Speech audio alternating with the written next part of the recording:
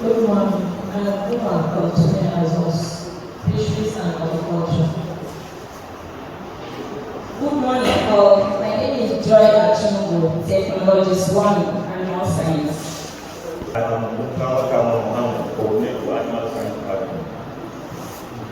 Good morning, my Vice-Chancellor and other principal officer. My name is Abdul, Rahman, Faculty Timetable Officer and Exam Officer, Animal Science Department, and Lecturer Training Department. Today's meeting, the Vice-Chancellor of Federal University of Lafia, Professor Shehu, and welcome in the round of applause. We have also the Deputy Vice-Chancellor of Research and Partnerships, Professor Usman. Next, we have also the Registrar of the University, Nuradeen, Abdul, and the Dean, Faculty of Agriculture, Mr. Vice-Chancellor, sir, the staff of the Faculty of Agriculture of the Federal University of Lafia are well seated and ready for your research.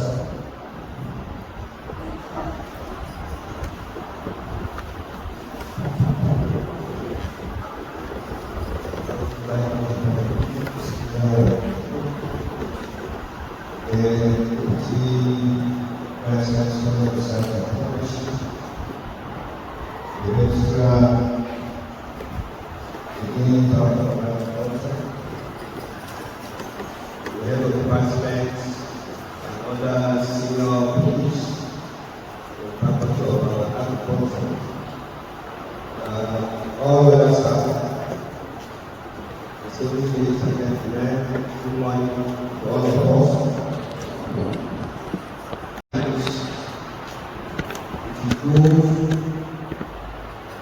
to have this kind of dialogue where certain observations or concerns can be raised, and not for anything, just to see how we can improve on the system. And I know that the many occasions have instructed faculties to be holding this kind of forum where every staff of the faculty can be given opportunity to raise some concern and give suggestions on how certain problems in their faculty can be solved. And I know for some of you that I hear when we started this faculty, we have been holding faculty forum more often. And the reason is because we need to be advising ourselves from time to time, so that some of us that don't know why university existed should be giving a lot of clarification in several meetings. So, and for me, this is also my faculty, and I want the faculty to be involved in doing what is right. But the kind of the message that we get shows there is a lot done in the faculty, and I felt I should not sit down and see my faculty being left behind in doing what is right. And if I'm in the office of Vice-Chancellor today, maybe some few years if I'm still in the university, I'll see the faculty. And I want to feel proud of the faculty.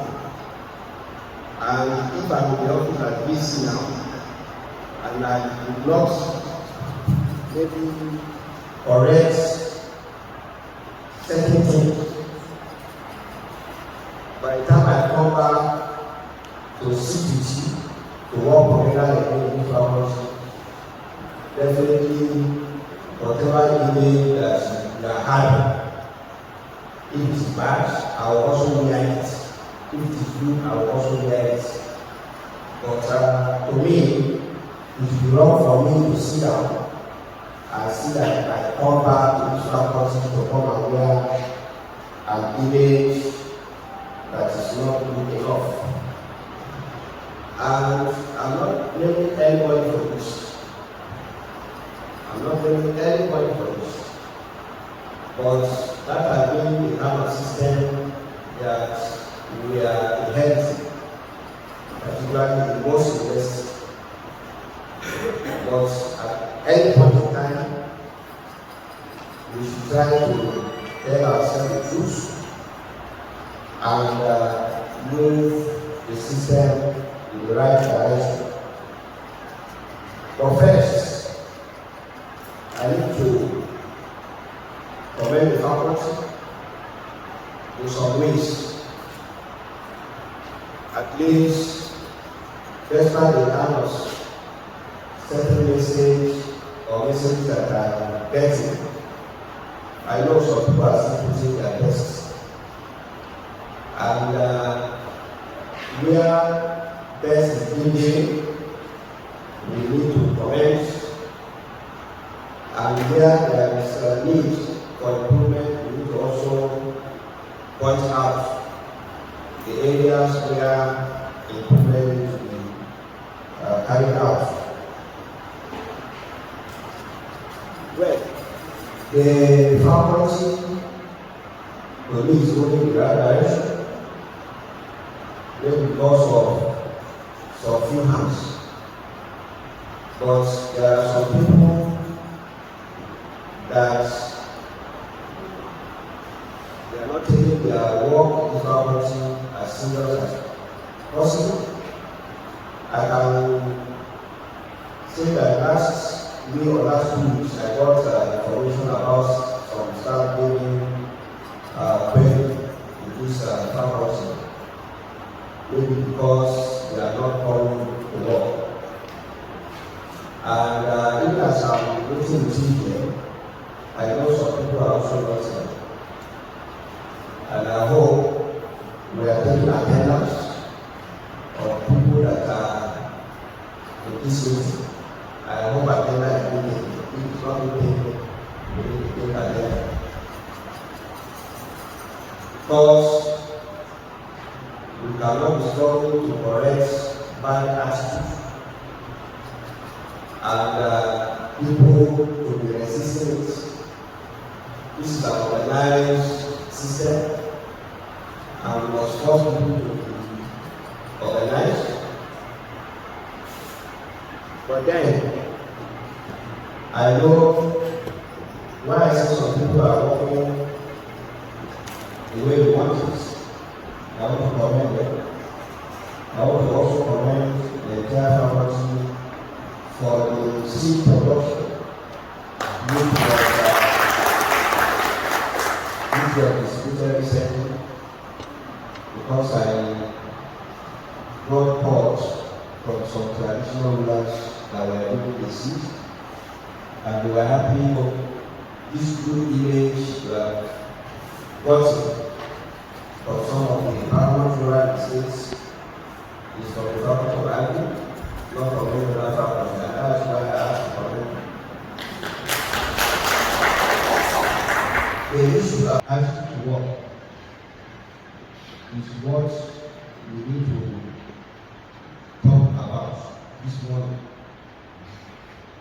See, why I say we should not blame anybody.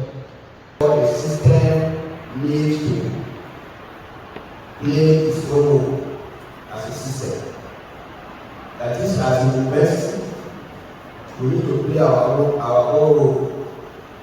Because normally, when we give people appointment in the university, for me, I know when I got my appointment in the university, my appointment letter was given to me along with a booklet where rules and regulations about the university were stated. And I don't think whether we are doing that these days. So that is why the system has failed.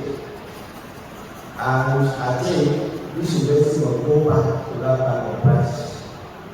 Whenever you give anybody a appointment letter, the appointment letter should go along with a booklet that contains rules and regulations of the university, so that the person coming will read his appointment letter and then read that booklet to know all the rules and regulations.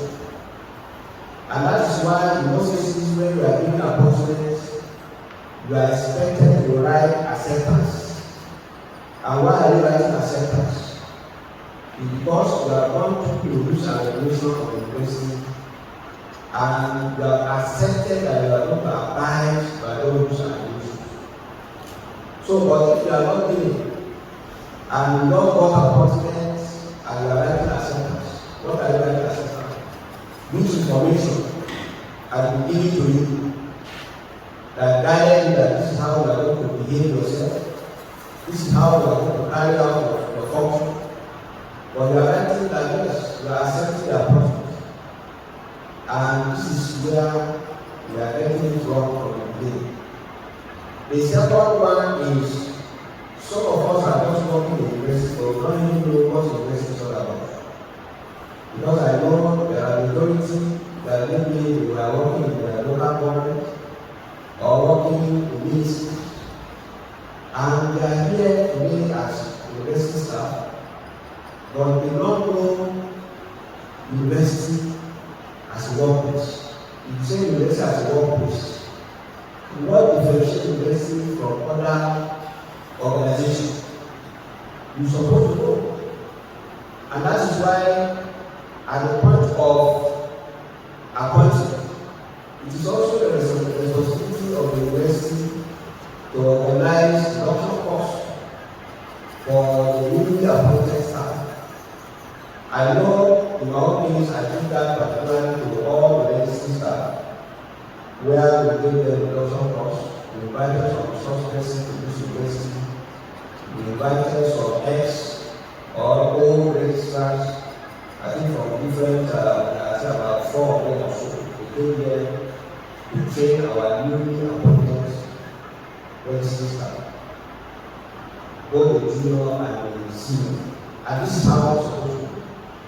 So, but in most cases, we find out that our younger academics today, we are just approaching them, nobody is giving them any induction.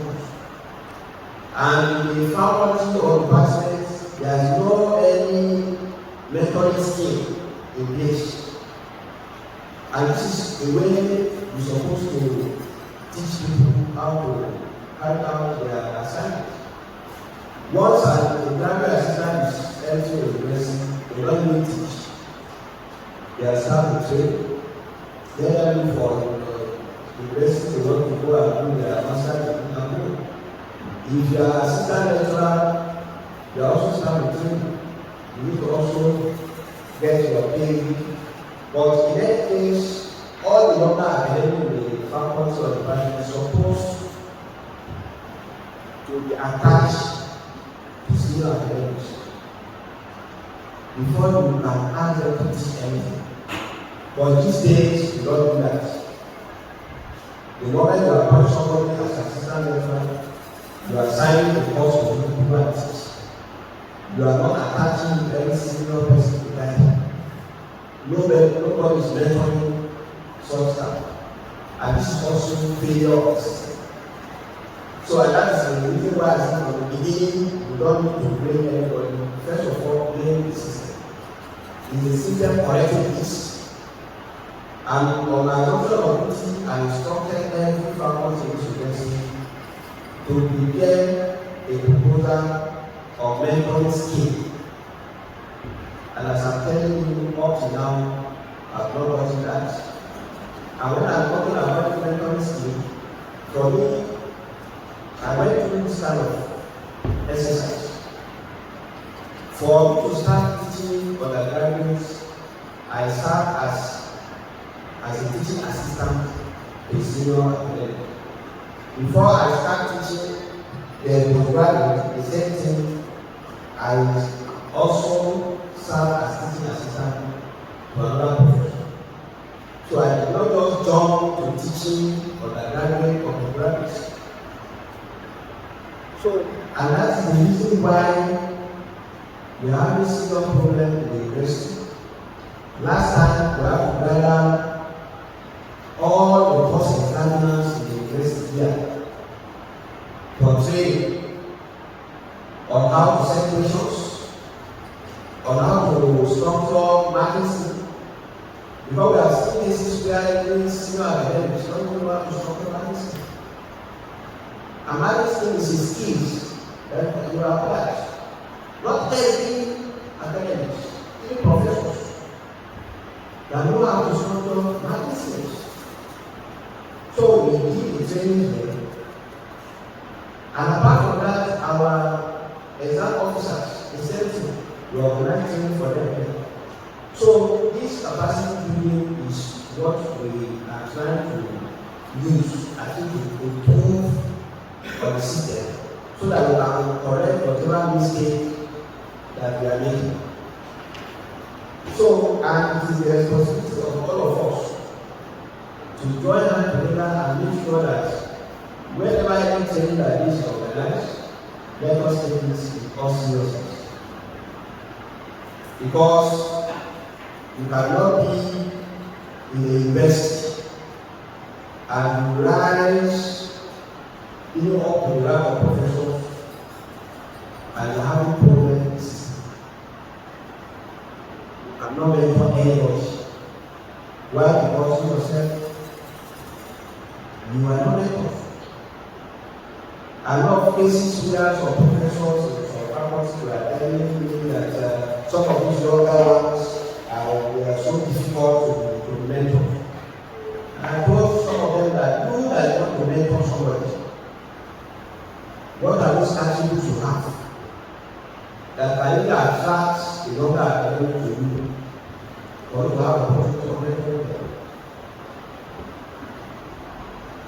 So these are some of the things we need to call our attention to. And when we are working in our organized system at the university, rules and regulations must be obeyed. It is the responsibility of the leadership of the department or faculty to ensure that these rules and regulations are obeyed. And some of them, when they say rules and regulations, you don't even know the reason place in the system. It's for the uniformity and consistency in the system. If you don't have rules and regulations, there are some people that will dominate the system, and it's their attitude that will dominate the whole system, and they will override anybody. Some people will be more powerful than other people. The weak one will not be able to survive. So, but it's the rules and regulations that is taking all of us to be the same, to equal. So, and looking at it again, we all came from different backgrounds, different religion, different culture. If we should allow the system to just run on its own, you find out that you will be working with some people's culture here, not your own culture. But because of the rules and regulations we put in place, we must keep our culture aside and obey rules and regulations that bind all of us together. So, this is to tell you that the rules and regulations system is not just being put in place for us to read them and keep it, for us to comply. And rules and regulations is not about convenience. It's not about yes and convenience. No. It's about compliance. You have to comply with it in total. But the leadership of faculty of the government need to do a lot in doing that. And it is also rules and regulations that enable us to practice justice. Because if there is no rules and regulations, some people will favor above others. And when you do that, injustice will take place. And if there is injustice, there will be nobody to be punished, and there is nobody to be rewarded. So this is to tell us that when rules and regulations is in place, it is to favor all of us. It's not meant to just disgrace anybody.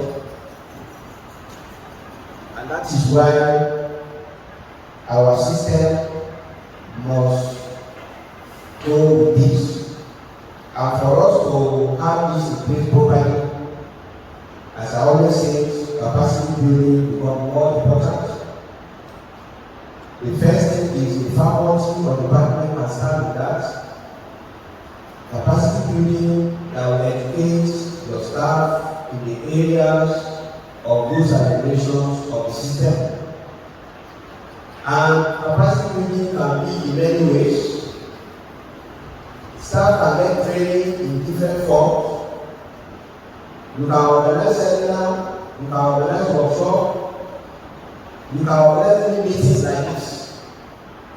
Now that we are meeting like this, there will be some things I will tell you that you never had before. It's part of the training. So and that's why it's good that the department of faculty should also be a little bit more frequent. I know when I was dean of faculty of agriculture, I think if I remember about 13, 14 years back, in National University, I put it as a practice that we need to have management meeting every week, where the day put in and all head of department meets every week. We meet. Apart from the statutory body, we have the faculty board. We also have what we call faculty forum, where all the staff, irrespective of whether you are senior, you are junior, you are academic or non-teaching, we also meet.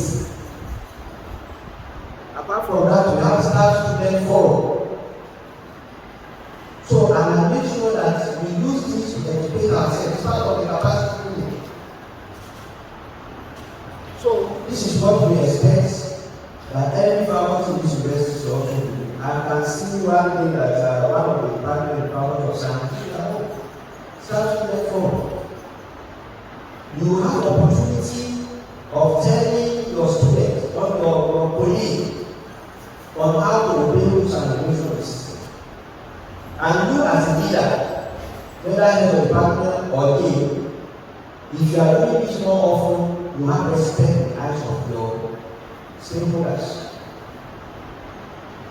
You have opportunity of telling them what you don't want in the system. They will also have opportunity to raise their organizations. And as a leader, you should not be afraid. You should not be afraid to open yourself to any criticism. You can never be perfect. You may be excellent, you can't be perfect. And that is why, as a leader, anytime in my office, I'm not afraid to present myself to the audience. If you don't bother me, tell me what I don't know, we use to listen and work with them together. So it is very important that we should be meeting more. Meetings is also an avenue for you to get trained.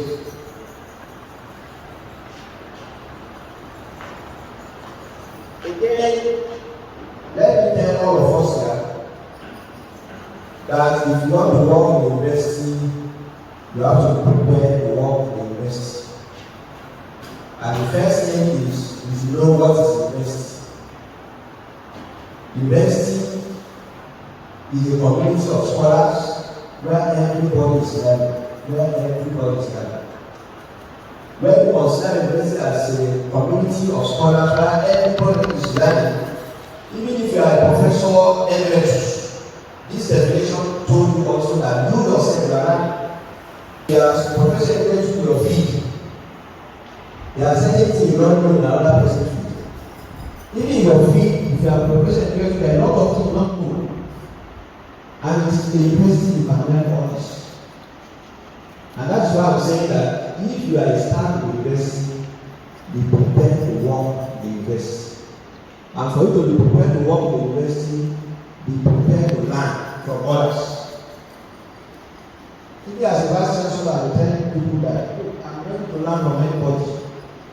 But to observe where you are in a system where people are not creative, people are not wearing thinking cap, you find it difficult to learn from them.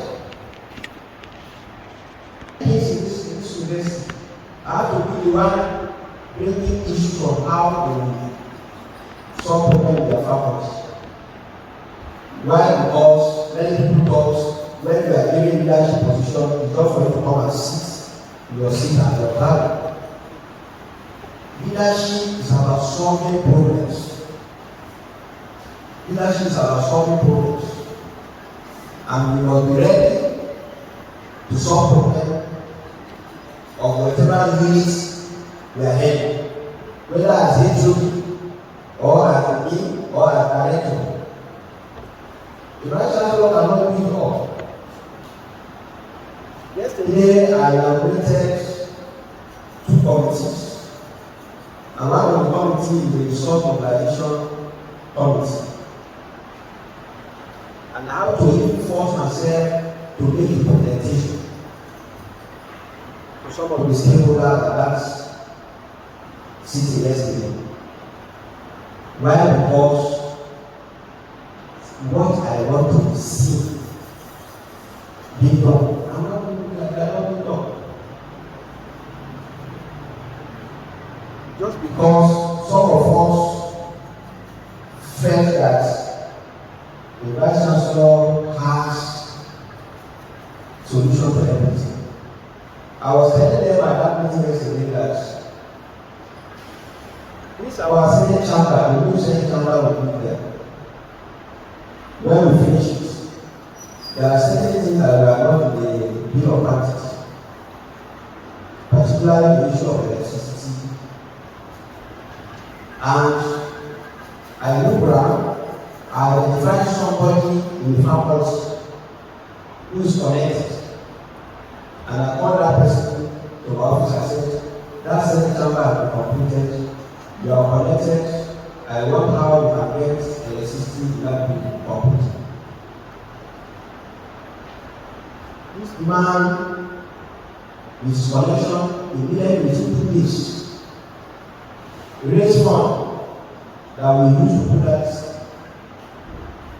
But the same person in that family so powerful, his name is not known and didn't have any connection. The king will now bring request. I need this, I have somebody that is connected that can put resources to the family. But you don't know. And the reason is because they don't meet more often. If you are meeting and you are allowed to start to express themselves, somebody will start by saying, well, why can't we do this? From the way the man is talking, you know he has solution somewhere. I was in my office, I identified somebody to come ahead the entire university. But the deal of that faculty is bringing his problem to me. If you don't identify that person, you can see how some people look at leadership. So these are some of the things that we should be educating ourselves on. And the only way we can do that is when we make it more often. Meetings of committees is also opportunity for you to learn a lot of things. And some of us don't know that sometimes when they are involved in a committee, value is being added to. If they say you are secretary to a committee or a member of a committee, is value that being added to, but you will not know. If you're a member of the committee today, be serious with the work of that committee, participate effectively, because maybe tomorrow you may go to another organization, you may be in chairman of the same kind of committee. And because of your effective participation previously, you find things easier. But there are cases where people will be involved in community system. They are not serious about it. They will go for meeting. They will not stay up to the end of the meeting. They don't know what the resolutions are. And some people may even be thinking when you go for any committee meeting system, there should be sitting allowance. If you do that one, you go to National Assembly. That is where they do that more. Even if they don't sign paper or something, whether they need to hold or not, they sign paper and then it's on. But here is the university. Here we are not sharing money, we are sharing knowledge. It's knowledge we are sharing here. And if you don't really have value, even more than money, for those that lose it. For some of us that belong to one committee or the other, please be serious with the committee work. It's very important. As I said, working in the university means that you should be ready to learn from others. Be ready to learn from others. Some of us will be supervising our students. Sometimes we don't allow them to evolve their own ideas. We'll be directing students on the kind of results the students will know. If you are supervising a student, let the student go and give information that you yourself have never gotten before. This is how to learn for others. So we should be ready to throw away arrogance and be ready to meet anybody in the system, share ideas with them. And at the same time, I want us to also know that if you want to learn in the university system, you must keep aside your personal interests. You must not be too emotional on issues.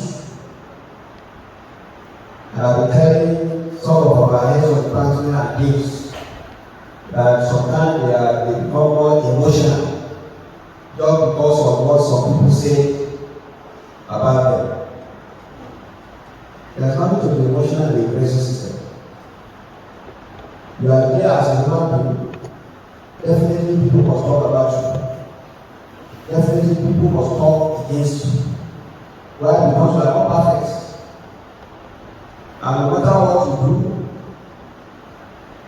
no matter how excellent you perform, there are people that will condemn. There are some people that will commend you.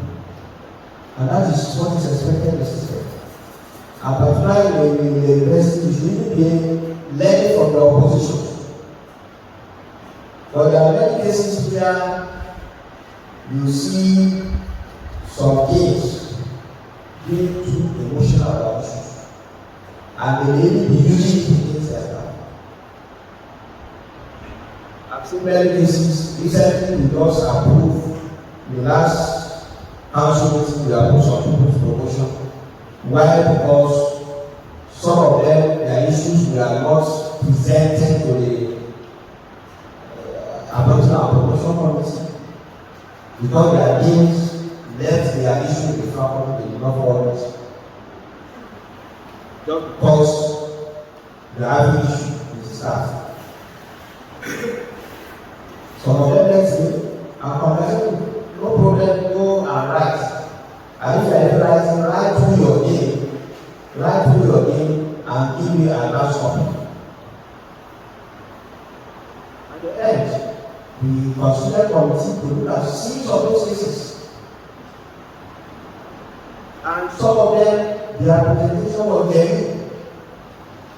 But because you offended your HOD or you offended the dean, you now keep your promotion case. That is not human. It shouldn't happen in the university system. And there are cases also where some staff, not that they are holding position, but because they are close to the beginning, close to the HOD, you are fighting between yourself and another person. You go and frame issues and go and tell people so that you want that thing to do. This is not the university system. You can find this in ministries, in local governments, where People are not thinking of anything, they are just waiting for subvention to come and they go to one corner and share money. That's funny because here, you don't do that in the university system.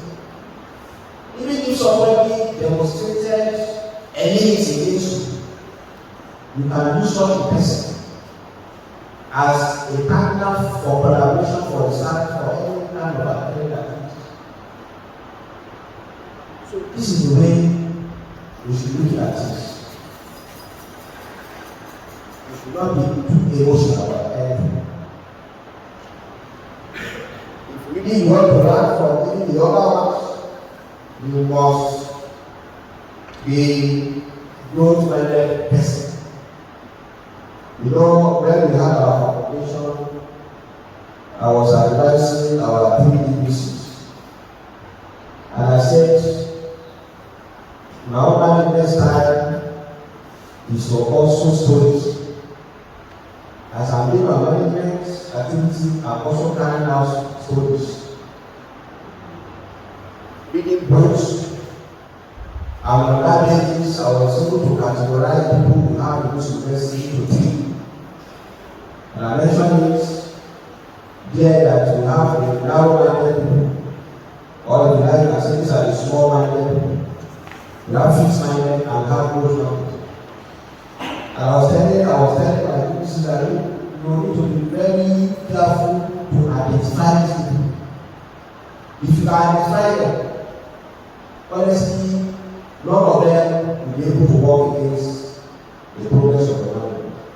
But they are very difficult to identify. But if you are able to identify them, you have that decision easy for you.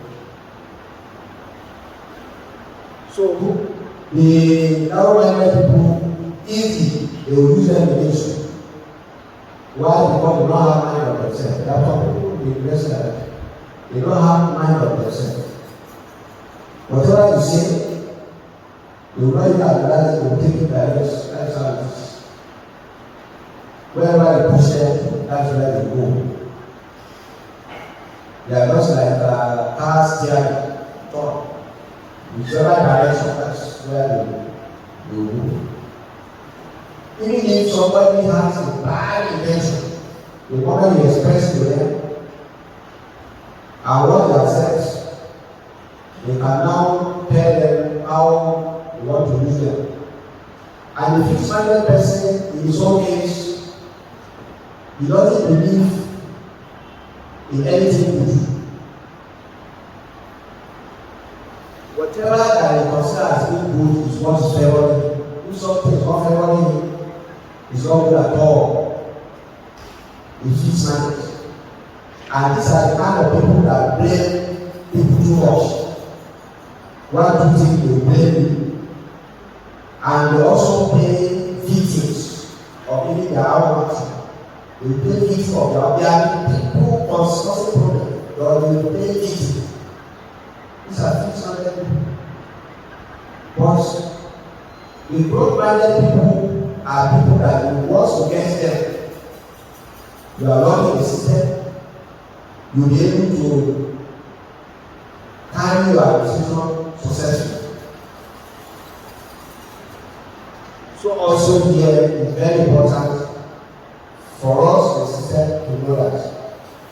But then, this faculty is a new faculty.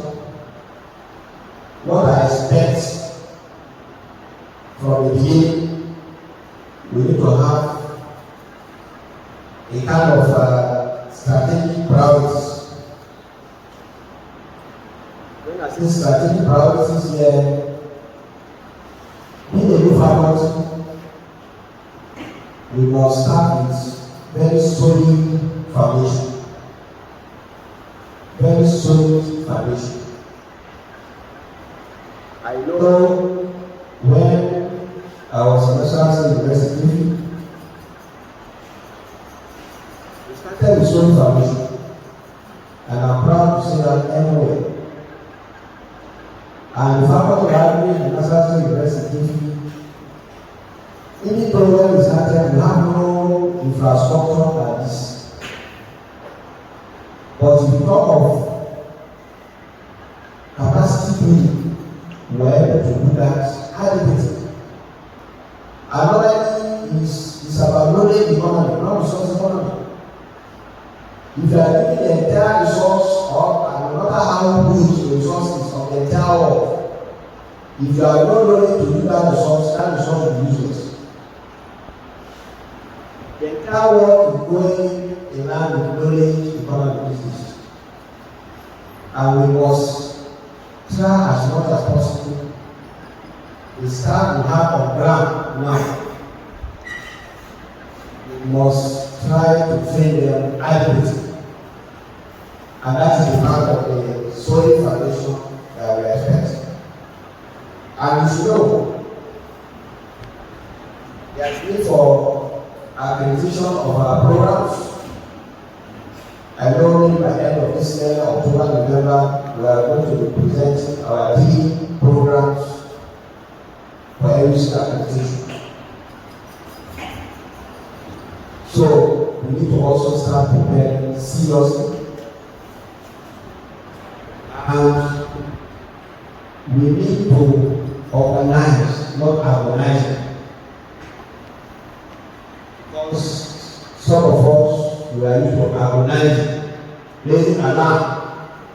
We don't have this, we don't have that, no facility, no starting. What are you doing? Are you actually preparing proposal on how we can address that? There's no problem that doesn't have solution. But instead of people raising alarm that they don't have facilities,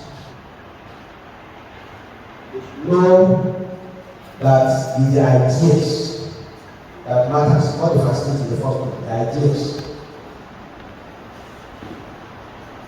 When I was in the faculty of agriculture university, Buddha is here. The only building we have, that's the admin block we have there. We don't have classroom of ourselves. We don't have laboratory.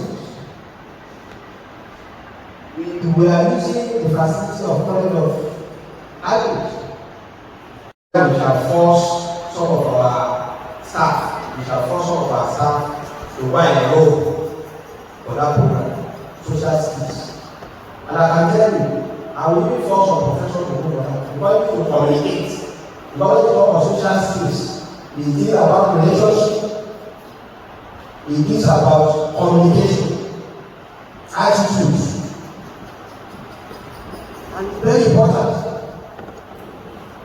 These days, the entrepreneurial development stories that we know is to say, okay, somebody is doing medicine and somebody is going to Center for Entrepreneur and go and learn how to think. That is not entrepreneurship. Now, entrepreneurship has gone beyond that. With your discipline, how are you an entrepreneur? If you have 2 doctors today, Dr. A and B, A is successful than B. Why? Because A is not an entrepreneur. And the reason is because A has social skills. He has a manner of attending to his customers. And he doesn't have. There are some organizations where you go, maybe your interest is just maybe your interest is to spend 1 hour there. But the moment you enter that place, 20 minutes will be too long for you. Why? Because of attitude of people in the environment. And there are places you want to spend just 15 minutes, but when you go there, you feel as if you spend 1 hour. Social skills. So all this is what is about. I know the social skill is what help us. When I was being a faculty of agriculture and we are using College of Agriculture facilities, we use their facilities for library. We use their laboratory to train our students. We use their classrooms for our lectures. We came to the point that we have our tactical committee and their own tactical committee always meeting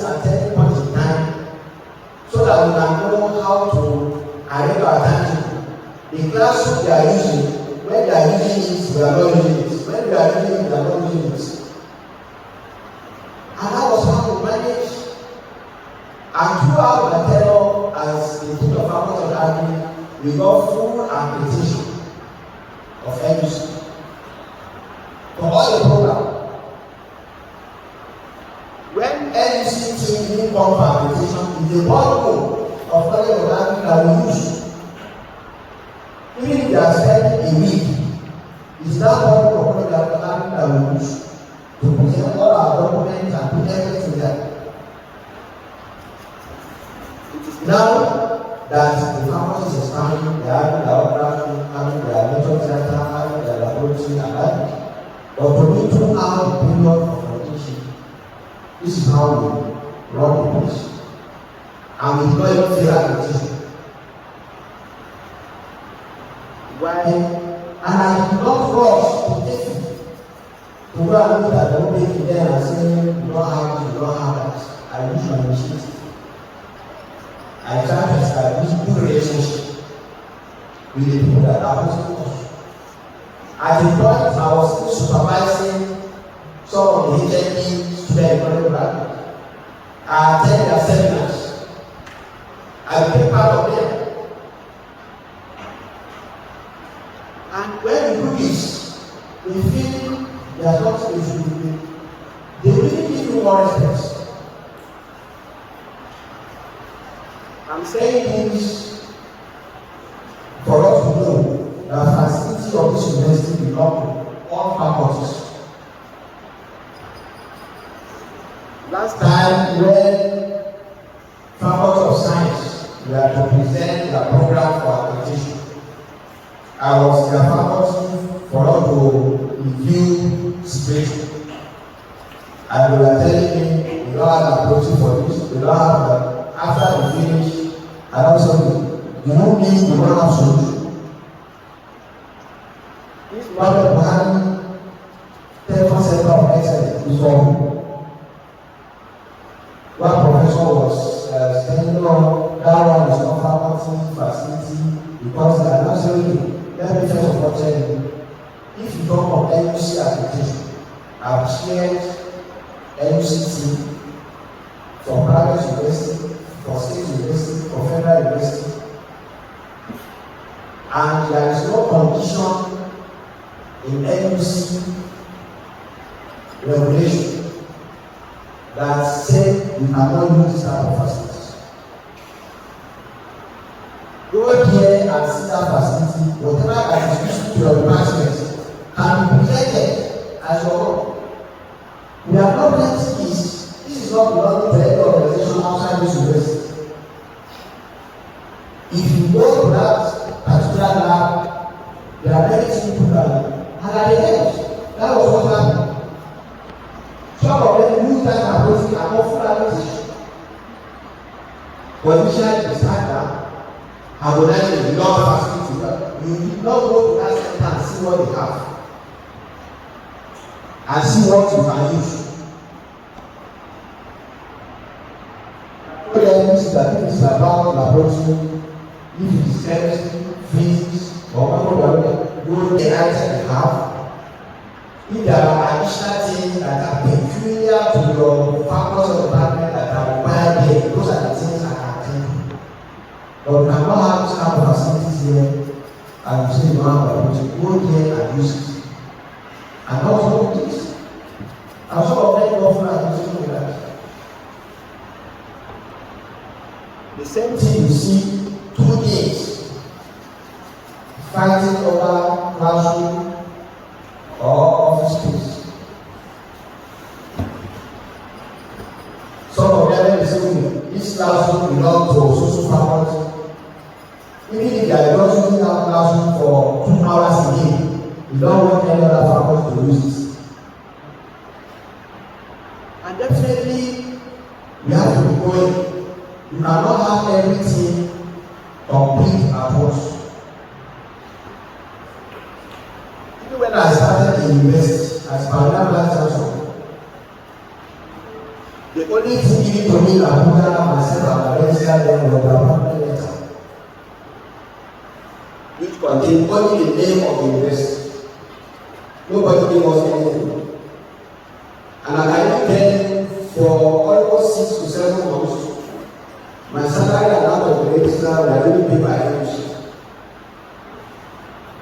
sat down there in NUC to prepare all the documents, physical master plan, and academic brief. And when we went back to Registrar, is the old secondary school they gave us, and I now use office of the principal. Even when we are rewarded in that office of the principal, we have to go and use another 3-bedroom flats. Those that we are in Registrar, I was using the sitting room. Registrar was using one of the bedroom. My pastor was using the kitchen.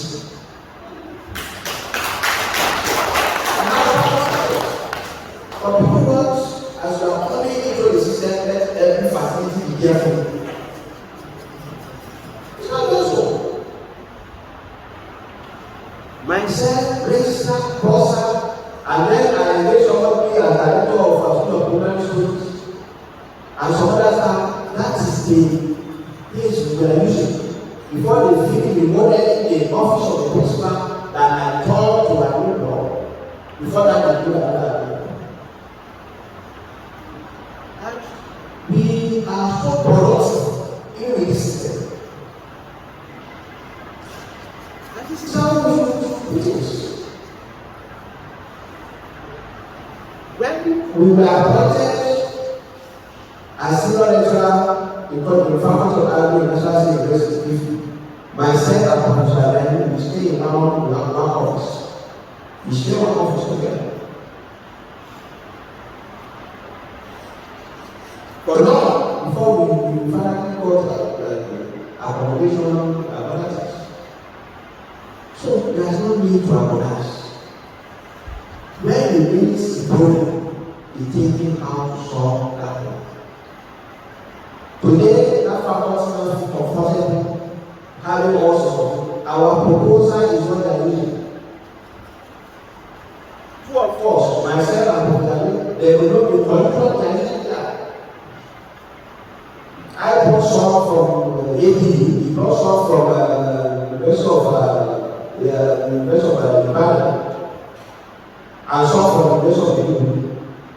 Those are the things we use to push. The curriculum that we are using, that's why I say investigation, the family of two people put this together. But some people will be here today, sitting on top of the world. We didn't know the work that some people did before they get those things. And we did not analyze. We were busy day and night to put this in place because we don't want to fail. For me, I was dragged to National University to come and help the establishment of the life, and since I accepted it, then I have to also endure the general challenges and risks. And I'm not relying things will be okay. But because some of us don't even experience being in our staff in the system. If you experience being in our staff in the system, you know that it's not easy to start. If I want, it's not easy to start a university. When the former VC called me to come and start this faculty here, because of my experience in National University, the first thing I told him, the day he told me that he wanted me to be the one to start faculty here, the first thing I told him was, our first was before me the faculty. So, luckily for me, that very week, they were meeting to start looking at proposal on how to use the telephone money for every facility. And my solution came at the right time. Just after that, in case next week, we are going to discuss how the telephone money will be used. And since you are using this, the faculty of Abdu will be the first to discuss. And that's what we are doing. That's what we have this week. Maybe if it's another person that will not experience that kind of thing, our cross, he will not be able to raise this. But because I've undergone that situation, I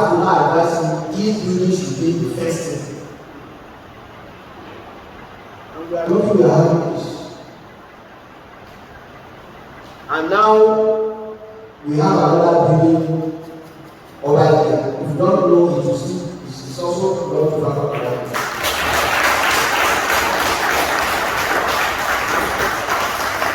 so at the end, we are going to have classrooms and offices also here. First, we need to know that I will tell some people that for you to be a pioneer Vice-Chancellor, it's more difficult for you to be a Vice-Chancellor in the place that's already established. So that is why sometimes when they say this is somebody that started a university, you should know that that person has undergone a lot of critical thinking. I find it more easier running these universities than when I started also. We don't have staff in place. And the staff we are recruiting, most of them don't have university experience. And those that have university experience, professors that want them to come, they are not ready to come and join you. The first thing I do was to invite all the professors in universities, if they are inmates of universities, wherever you are working in the Nigerian university, I invited them for a meeting. All of them came and I said, you people are from this state, I'm not from this state, people are from this state. Please come, let us start this university together. Let us give you an appointment to file your services. They refuse. When for them to say, I want to come on sabbatical, I want to come on visiting. Why? Because you see that no any facility company. People want where there is already established infrastructure. People want to come. So I hear some of them on contracts about sabbatical on visiting.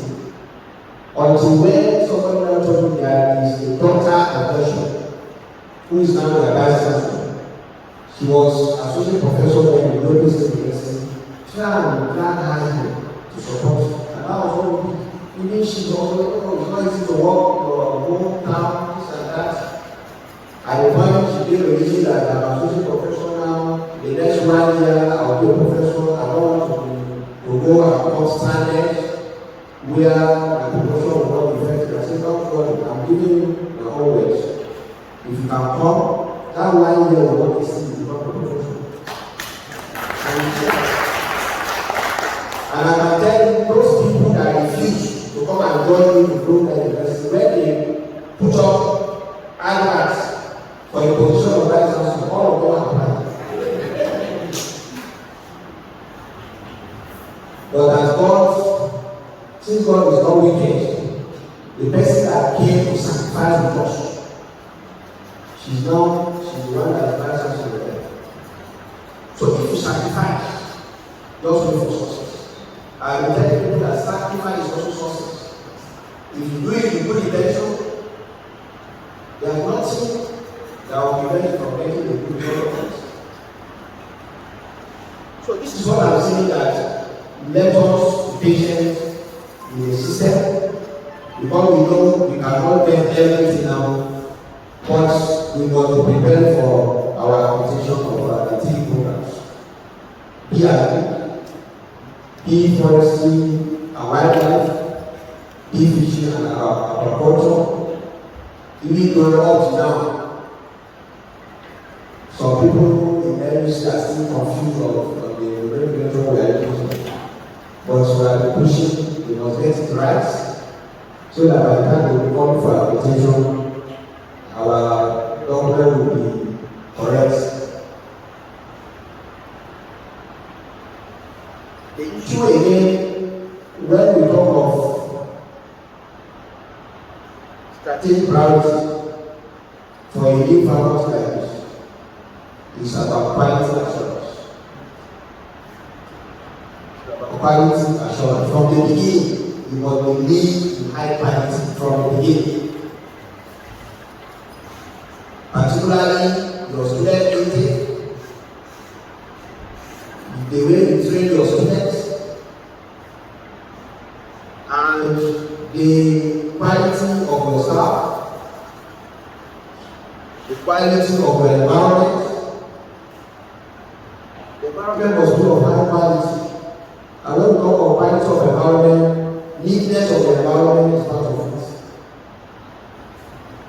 And also quality of your management. Management of department, management of faculty, of high quality. And high quality management is when it's inclusive. Everybody is involved. We all share ideas together. We are 10 people who bring ideas. The quality we are going to get is more, far more better than for you to have ideas of people. And that is why we must believe in the number of people we are having in the system. That's the reason why in my own administration I believe in the committee system. As I'm talking to you in this university, we have over 60 committees. And they are all working effectively. And we are not leaving anything behind. And where we think some people want to drag us back, we leave them behind and forge ahead. So please, we must believe in this quality. And recently, we brought a system, the e-learning. We have directorate of open distance and e-learning. But we brought this directorate just because of the problem or the challenge we have with two sets of 100 levels. We have first sets of 100 levels, those that are rolled down in 2021.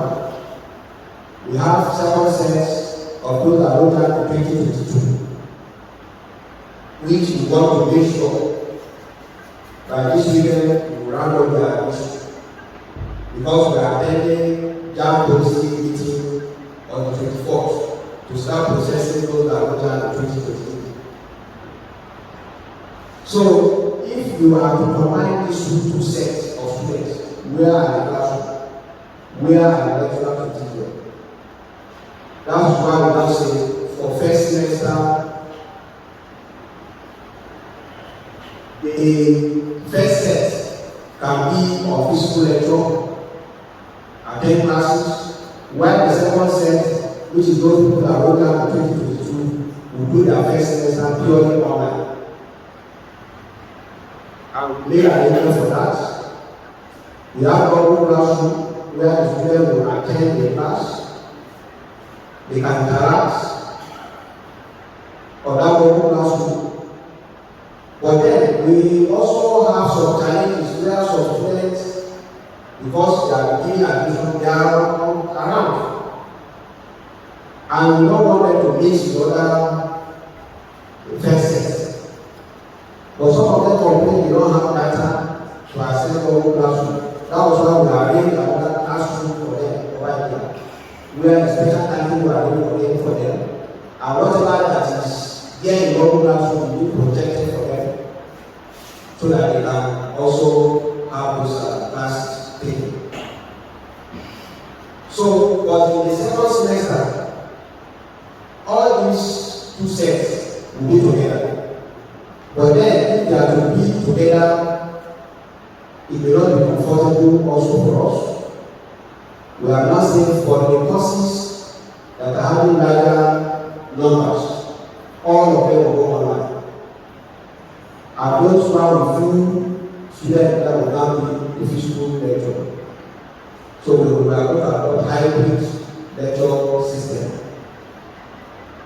And we are already making arrangements, but definitely we will still have issues with some players say we don't have data and this and that. We already have with the company to live fiber optic around the university. We now have few locations that will serve our customers. Students can sit anywhere and get their Google Classroom free without any issue of data. So we are ready for that.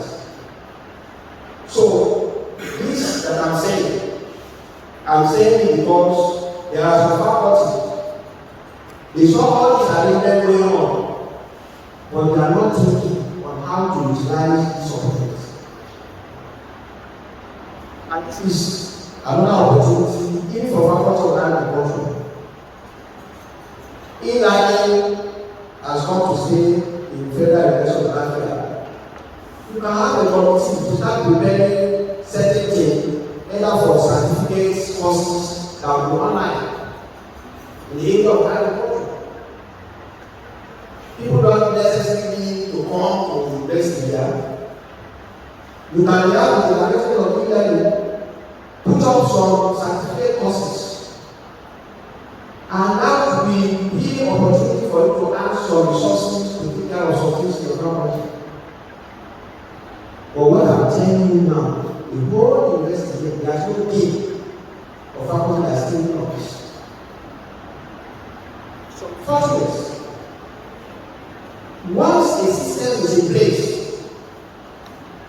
the first thing is for you to be thinking, how will I use this to benefit my faculty or my department? The university is using it to solve this problem of 2 sets of 100 level. We have lecture studio already. And lecture is being uploaded already. Students are accessing the lecture. And anywhere in the world, you can send that lecture. And the lecturer themselves, we train them before they enroll on that classroom. And I've told them that, look, since you have just uploaded the lectures, you may if you don't even have opportunity of always going into the lecture room to see what's there. Tell the student to drop their comments, to drop their questions. After 1 week, go through all the questions, compile them, go and address them. Tell the student that in the next week, you will see your response to all these things. After a week, drop the comments and your response to them. They will get it. And there is nothing that will stop you from using this effectively.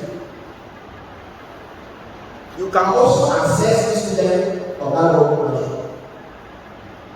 You can give them questions, you can answer it, you can score them.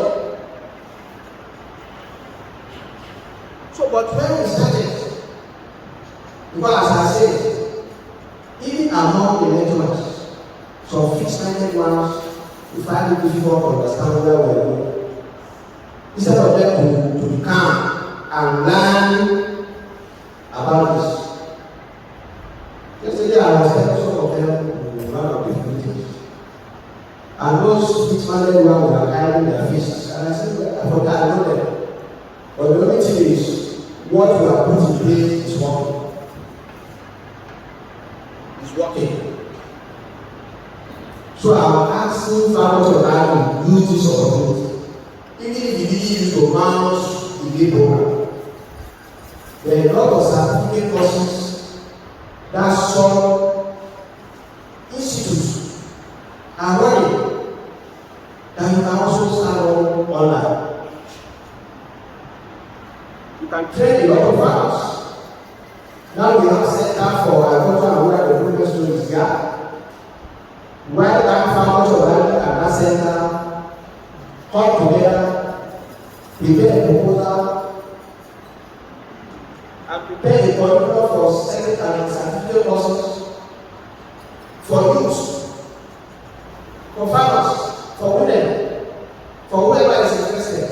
There are people that are also working in the Ministry of Agriculture or in the rural affairs that we want to enroll in some of these things. And once they see that it's online, they will participate. These are some of the things that I want us at all time.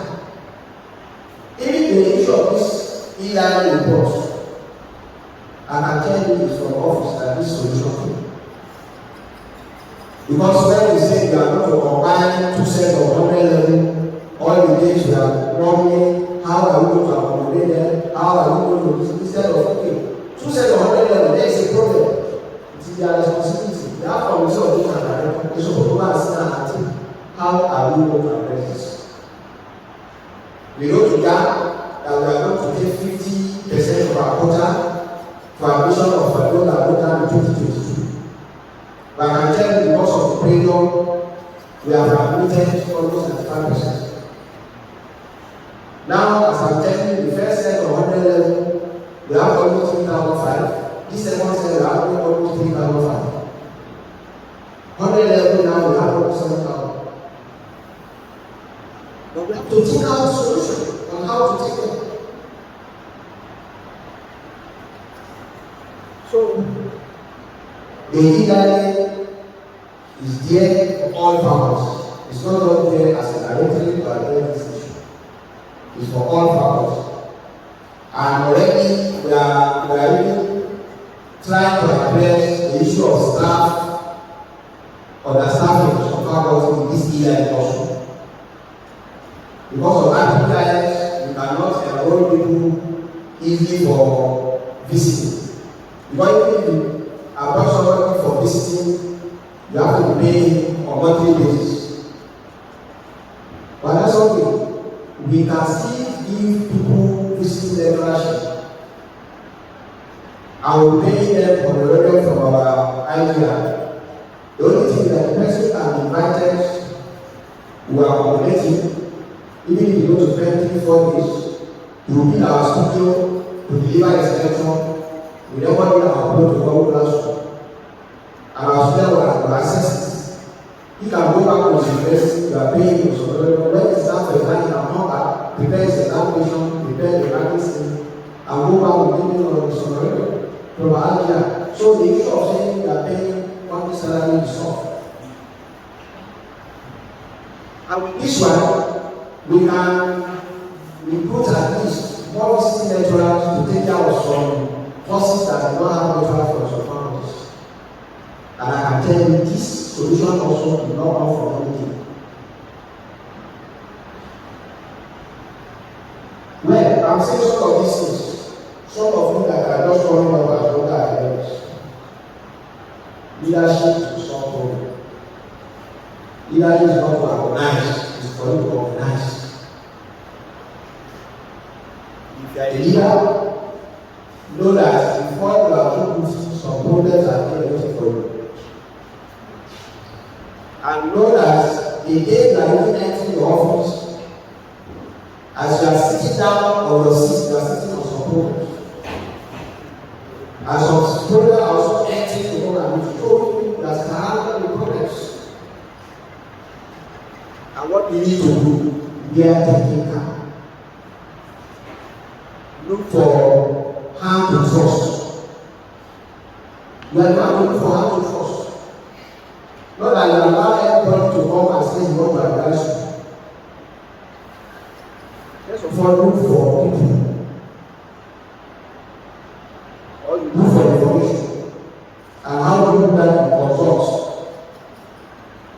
But if you allow people to come to you with all sorts of information, they will delay you. I know cases of some Vice-Chancellor that the moment that they once the friend and decision is over, this one when you are looking for this because of something, you write their name. This one do this, you write their name.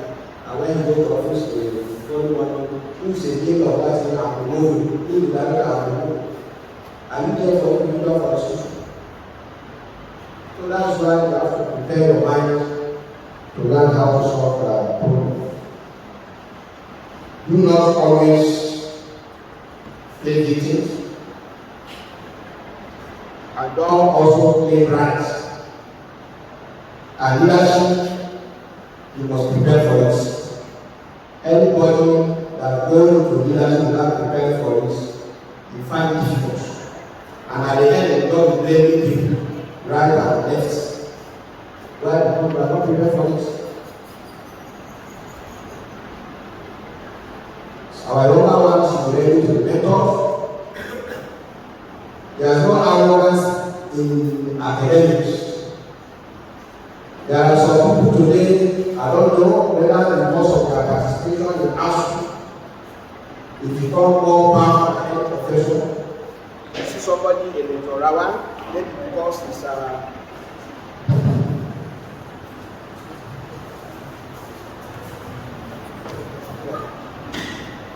You see somebody in a Jarawan, then God is a secretary in Abdu. You can stop at them and challenge the profession. Because you feel this leadership of Abdu. Please don't allow anybody to see into that count. If you are in the university, they are here to build your career.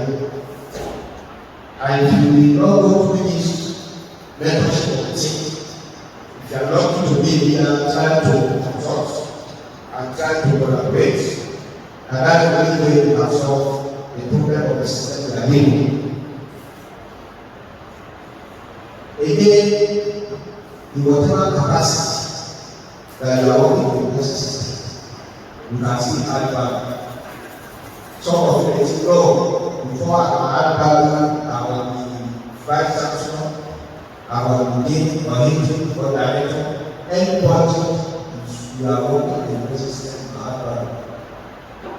As a lecturer, holding those positions, you can add value.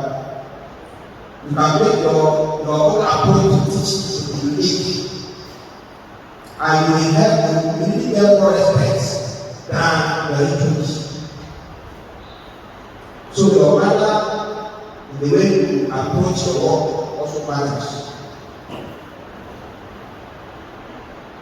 So please let us look for a way to make anything you are doing, irrespective of whatever position we are holding. One other thing that I think we need to do at all levels is the schedule of duties. Schedule of duties. I know Registrar, regulations, at the faculty level, at the departmental level, we must have schedule of duties. Because that's the only way that individual staff can have their work plan. And your work plan will be on daily basis, it will be for a week or 1 week. And that will be an opportunity to whoever is supervising you to assess what you are doing. And it can be an opportunity also to identify your area of efficiency. If they say go and bring your schedule of duty, please know that this is to help you. Because it's going to be schedule of duties that we can know where you are efficient and we can arrange for training for you. And every staff in this university now was have schedule of duties. I was one of the office last time I was asked one staff to stand up and I said, what is your schedule of duties? You don't know. Which means you are not coming to office. You cannot tell me what you are here to do for that day. You don't have a plan. But okay, now you are in this office today. And let's see what we are here to do today. For me, if my work plan today is it's your business. There are no days I don't have a work plan. But there are some people who just come to office. One of their work plan is to go and get a position somewhere, put it on the table, and they are eating. When they finish eating, they drink water and sleep. It's one of the activity for the day. And when they wake up, they look for partners to sit down and start discussing the business. That's another activity for the day. So, how productive will you be?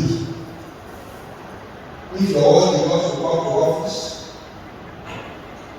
you have posting in your bag, come to office, you put it on your table, you surround also water after finishing, then you sit for some minutes.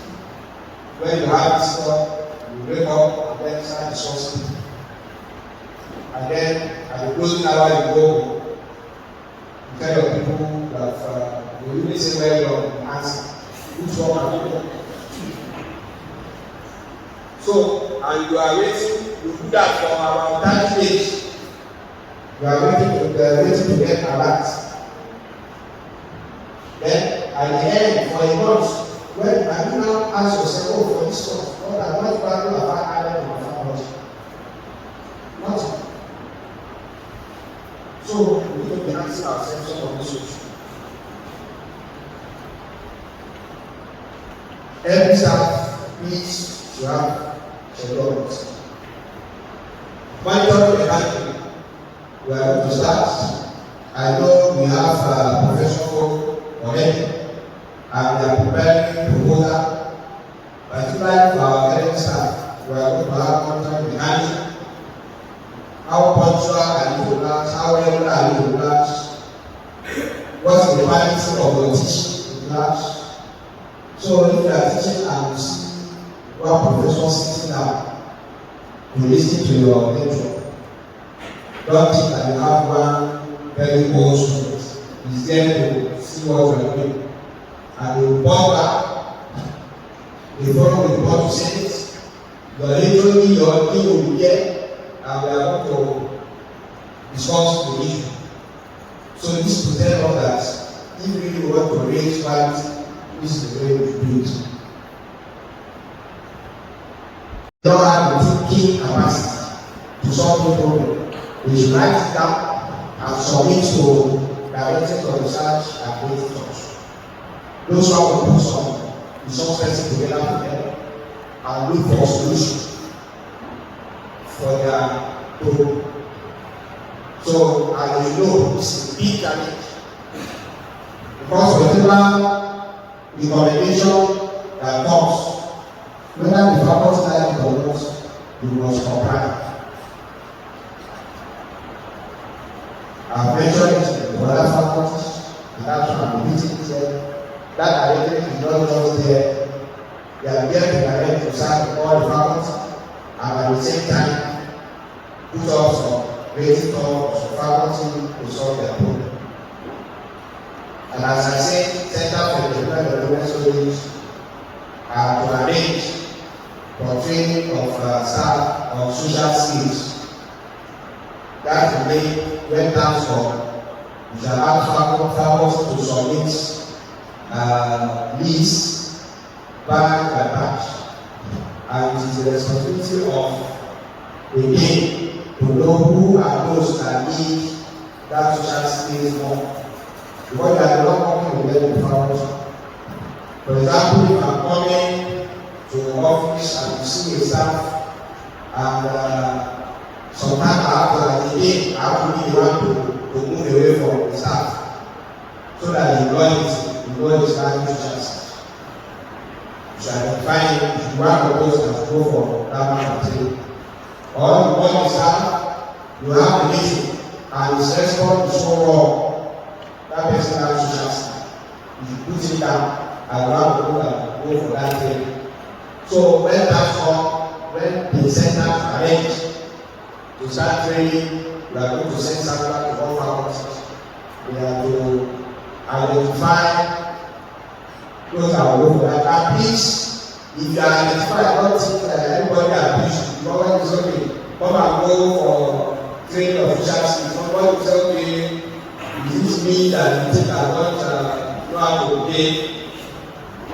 As I'm telling myself, when the training will start, I will be part of the first batch.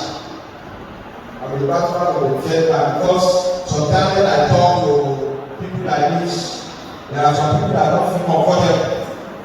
They will think I'm abusing them. There are cases where I will talk generally, and people will go out and say, you see this situation, because you think this. So maybe the way I communicate is what so if I go for social skills training, and they also modify the way of my presentation. Then I want to advise our dean and head of department here, please, some adult delegates. We should delegate, it's part of the management. We should delegate, we should prioritize issues, and we should try to see how we can raise productivity in the system. And again, we should be cost effective in our activities. Sometimes when requests come from some faculties, sometimes I find it difficult to address them. Why? Because not cost effective. There are certain things you want to do. If the activity to cover 3 months. It's not necessary that you put the course together for the whole 3 months. You can face it. Say one, say 2, say 3. Because this is not the only faculty you have to address. Other faculties are having also issues. So if you know how to present your case, you will make the problem solved easy. But if you feel you can just write anything that the university should use money to solve all the problems for you in the whole 1 year, by the time it comes, I will need to this person. If the response come and I am not satisfied, I will go to another person. You can see time is being wasted. Because I want to see where someone will point at something that will not cost effective for me. And at the end, if nobody pointed out anything cost effective, I will just say my personal secretary KIO, you have lost out. So this is why you should also learn how to make presentation of the request. Because sometimes nobody may need something that will cost less than 3 million, and that 3 million, the activity can be in savings, about 3 stages. If you ask for 1 million, the manager will look at it with some level. If I have clear picture of what you want, and I know that for these 3 stages, you can manage to release the first tranche, the second tranche can come later, and the mother will even release the first tranche will be forced to release the second and third, because it's already an activity. If we do not release the second and third, that will be waste our money. So there is a way to do something that you try the management to the center of the water, and you not know how to go back, you must fulfill your activity to the end. These are also part of skill that people need to learn from, so that we can get your problem solved easily. Generally, for our agents, I want to advise them, manage yourself as a manager before you. You should be hard work, and you should set standard. You should set standard. Let people know you for certain person. You should value your time. Most of us should not value time. Time is very, very important. Yesterday I was telling the committee that time is also a resource. Because when we say resource, anything that adds value and that can add value. And you should be consistent. You should be consistent. Because if you are not consistent, people will think you are a confused person. If you are able, when there is a request from Sir A, you treated it different from the same request coming from Mr. B. You are not consistent. And then that is where you lose your respect. You lose your respect. But when Mr. A bring an issue, you treated it. And Mr. B bring the same issue, you treated it the same, you treated Mr. A. That's the respect for you also. And that's what we call consistency. You should be proactive and not reactive. Try to walk ahead. But some of us don't know, if you are proactive, you save time, you save money, you save energy, you save so many resources. But if you are reactive, that means you allow something to happen first before you react. You are not doing that. And you should learn from your mistakes. Learn from mistakes. Then you should try to manage your head. Nobody says you come to Federal University or Lafia and work yourself in it. No. If you are only learning office today, and you are working from morning till night without rest, if anything happen, the following day you someone to continue with what you are doing. So you have to manage your head. You should be prepared for pain and play. You are dealing with people from different backgrounds. Once somebody today is not with you, he will respond to you the way you deserve. Somebody will talk to you the way that you feel pain. That's about leadership. So you should be prepared for this. And you should keep learning, especially from opposition. Whatever position you are, whether you position like coordinator of the party, some people are there helping classes, or some people are there not having to whatever you are doing. But don't just say, no, this one doesn't like me. It is not you don't like. It is that thing you are still you don't like. So you can still use them. Do not delay. This is what some people do. You give them resources they use to intimidate people around. No intimidation, leadership. And be straight at one time. That is to speak truth. Don't look at faces. Don't look at faces some people pretend to truth. And try to act. This is how you can manage yourself. But now, if you are heading a department or faculty, you are managing a team. But how do you manage your team? This also requires holding effective meetings and same area. You must be holding meetings regularly. Because that meeting is a training to you yourself and training to your people. You should understand the role of others. Try to understand the role that everybody in your faculty or department can play. And you should also be sensitive to friction. When we say friction, there are some disclosure issues in the system. You should be sensitive to it. Sensitive, they say that try to make sure that you stop any problem, no matter how small it is, before it deteriorates beyond your power. Because if anything is not handled in your department, you get your powers, you have no power on that again.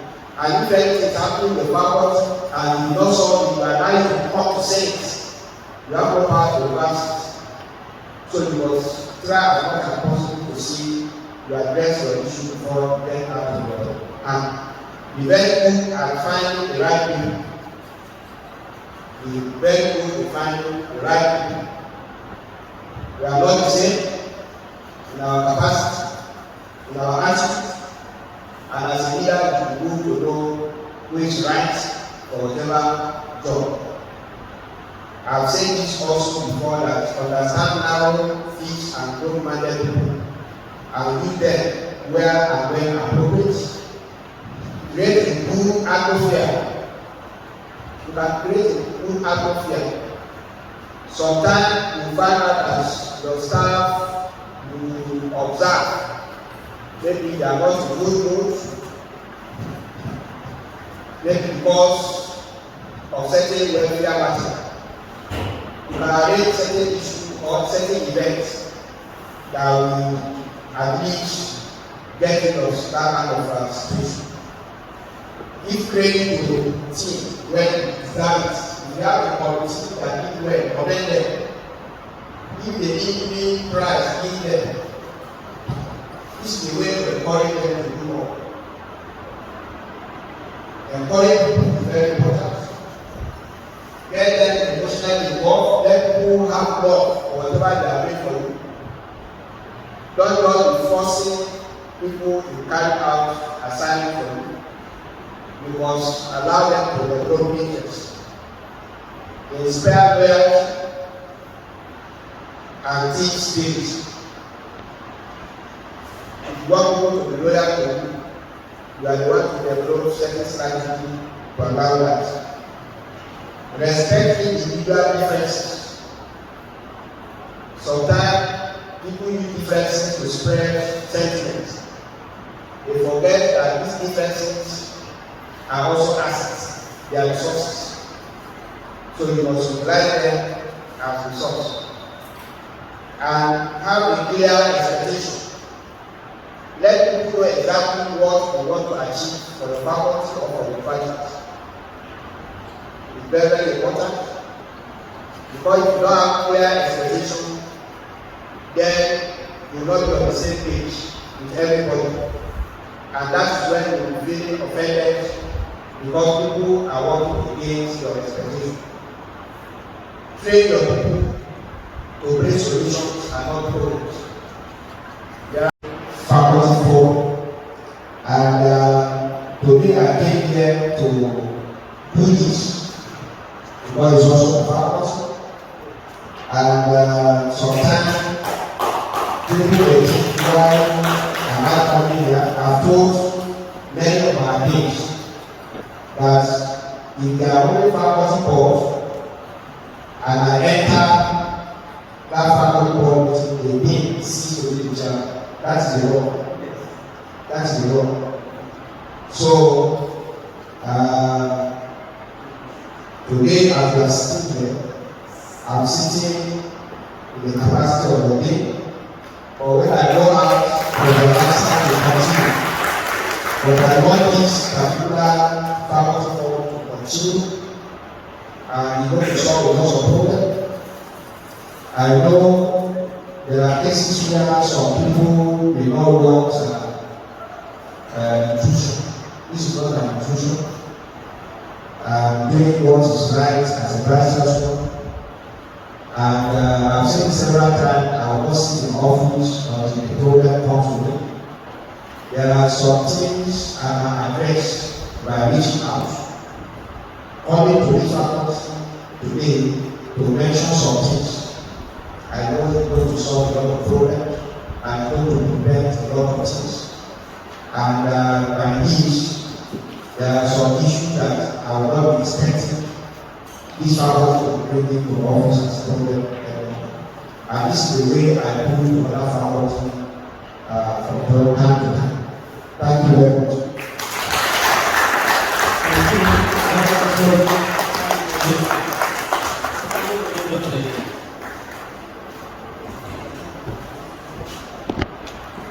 Mr. Abdul, the Vice-Chancellor, thank you for the presentation.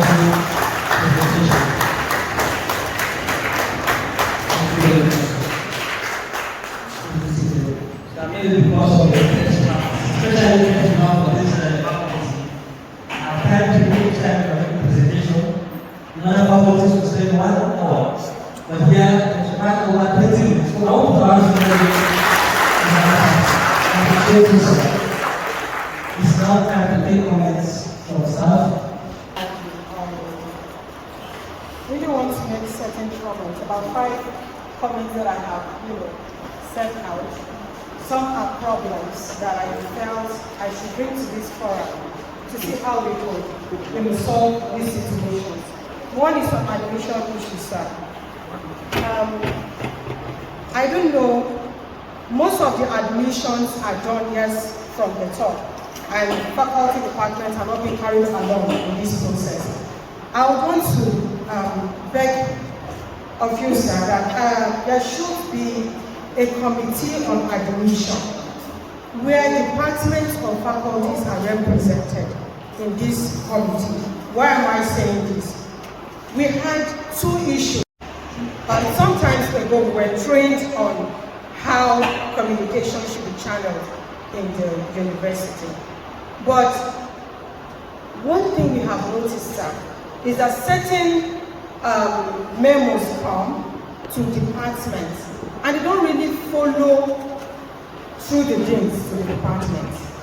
Just directly we get certain memos, and when we are going to address that, we're supposed to pass through the dean. And sometimes don't even know that some letters like this have come that we are addressing. So if that should be addressed, sir, that any letter coming in to any department should also come through the dean to the department so that he is aware that this information are going around. Thank you, Mr. Vice-Chancellor, sir. The issue of promotion was mentioned earlier. The last time we had this forum, I think I raised an issue for my department. I was one of those who didn't get the last promotion.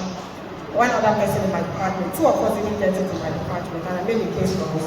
You said we should write, we wrote. We didn't get any reply that our letters have been received, and nothing up to this moment that I'm talking on that regard, sir. Sixthly is on our hostel accommodation. We are having influx of students already, and the accommodations are not there. Most accommodation outside, or the landlords outside, are really exploiting our students, especially the girls. I have some of them coming to the department to complain. They didn't get this whole accommodation, and the ones outside are the prices are so high, having up to 200,000 for just a room self-contained. I don't know if the Vice-Chancellor, sir, using his office, can get people from outside to collaborate, where they will build hostels for the university, and our students are made to pay, even if it's monthly or semesterly, to help cushion the effect, especially with the hardship that we're experiencing now in the country. For my department again, sir, our 400 level students, pioneer students, are in their 400 level, and the 400 level is the practical year. Most of our courses are like 60% practicals, 40% theoretical aspect. And in most of these practicals, they are expected to go on excursion. Most of them excursion to Lagos, because we don't have such facilities here.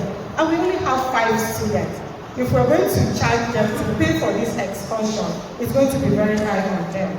So I don't know whether the university would like us to help pushing also the issue of our excursion when the letter. Thank you so much.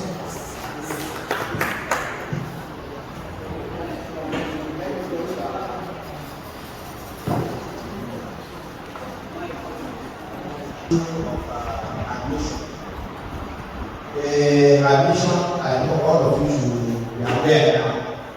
The admission, everything is done online. Everything is online. And actually, admission supposed to be Senate mandate.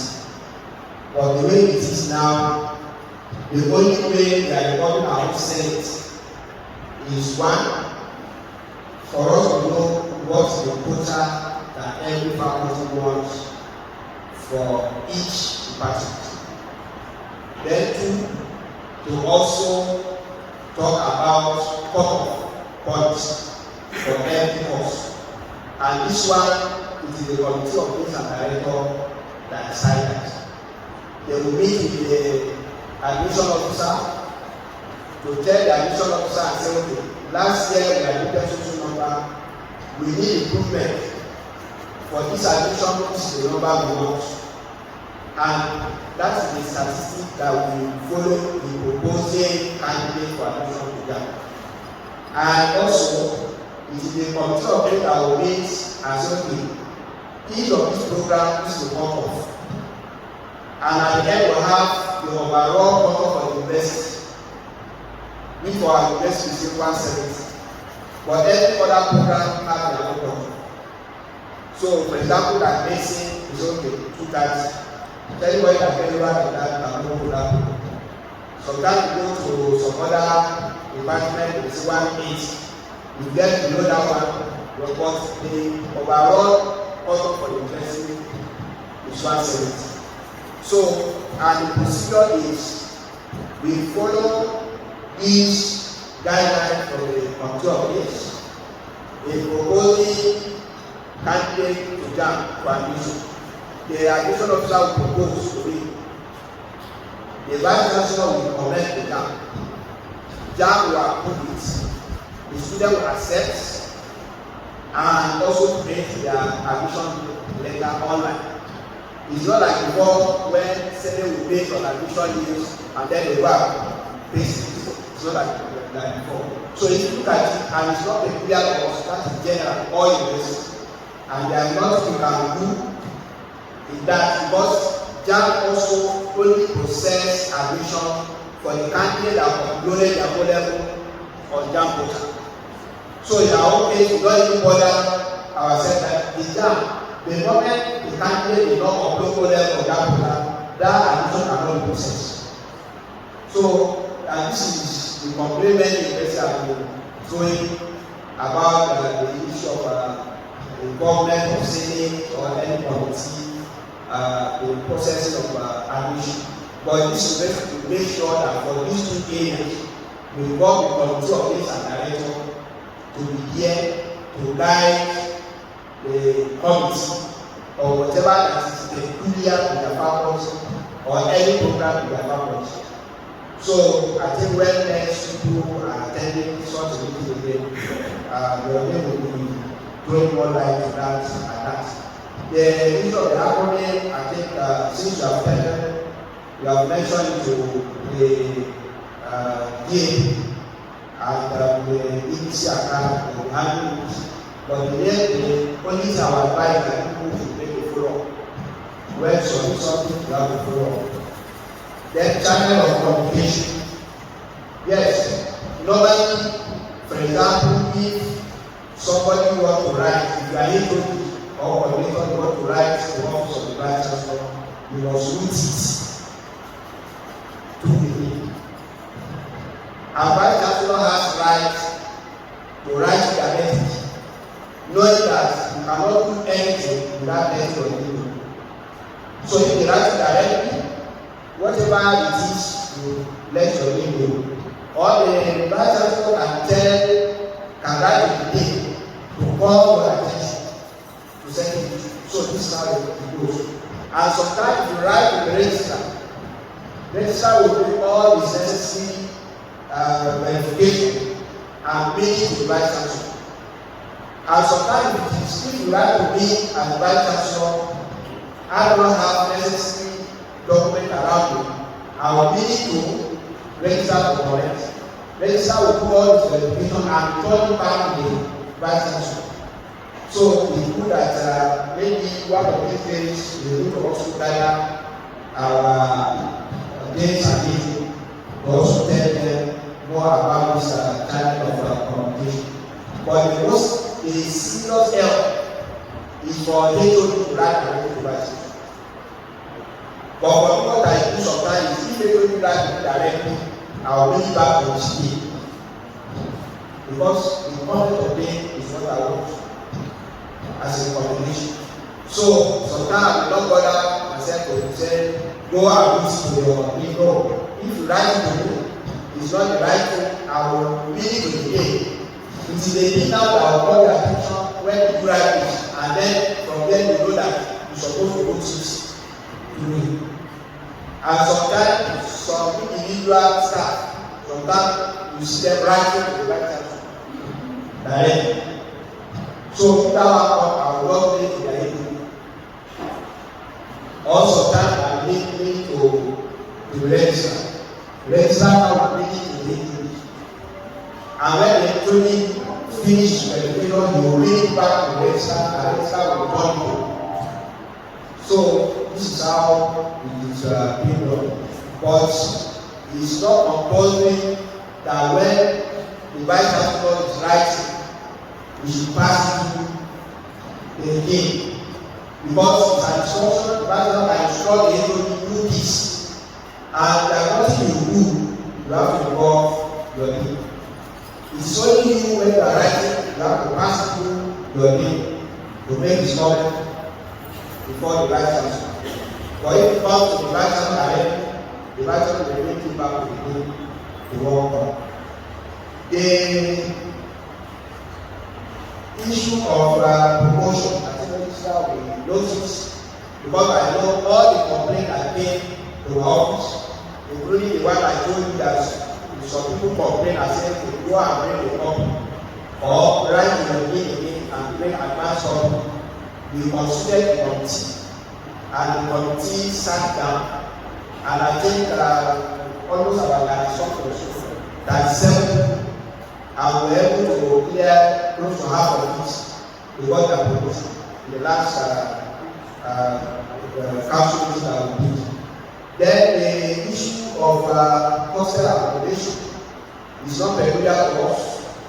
Virtually all the public universities in Nigeria, you hardly see the university that is accommodating beyond 30% of their students. And when you say, okay, you want to bring somebody to come and live, you know, the PPP arrangement has procedure because of the land. Land is not federal government. You have to pass through series of procedures with some criteria, and you find out that many of our partners they don't feel comfortable going through that way, and the person has no right to go to any PPP arrangement without the agency of the government to involve with it. So you see some people, because they have no government to give them land, let them come and do, and then start exploiting students. So if they want, they can build outside the university on their own. The land does not belong to the university. But any land that belongs to the university, it's not easy for you to pay any partner or come and do anything. Because that's the PPP arrangement. You have to know which of the model you want to adopt, and each of these models has its own criteria. When are you going to hand over that facility to the university totally? That will be owned by the university. And it is this point that we always find people to do that. Even though we have a lot of people that have shown interest, but by now we are putting them through the procedure, they feel the storage.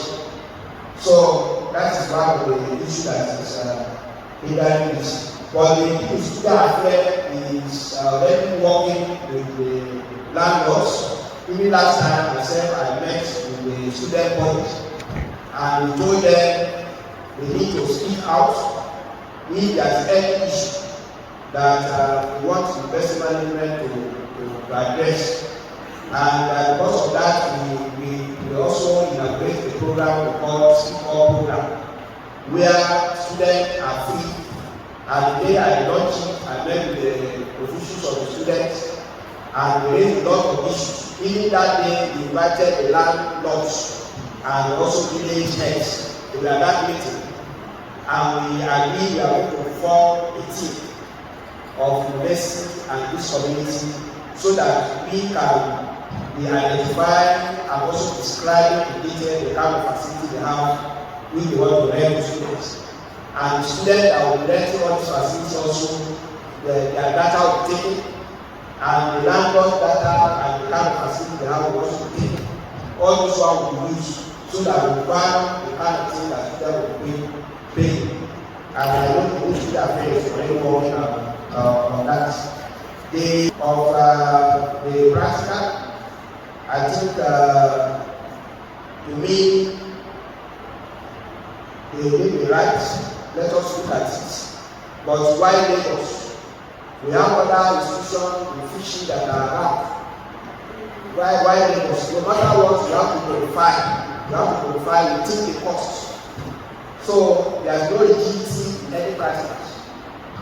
We know how we handle fishing in the National University also. Don't be rigid about the location where you're trying to go. Look around. If there is any close by research institute where you can get some of the facilities, you can also do that. So, except if you do not have, or in any case, let us look for a way where we can utilize our resources effectively. Thank you very much.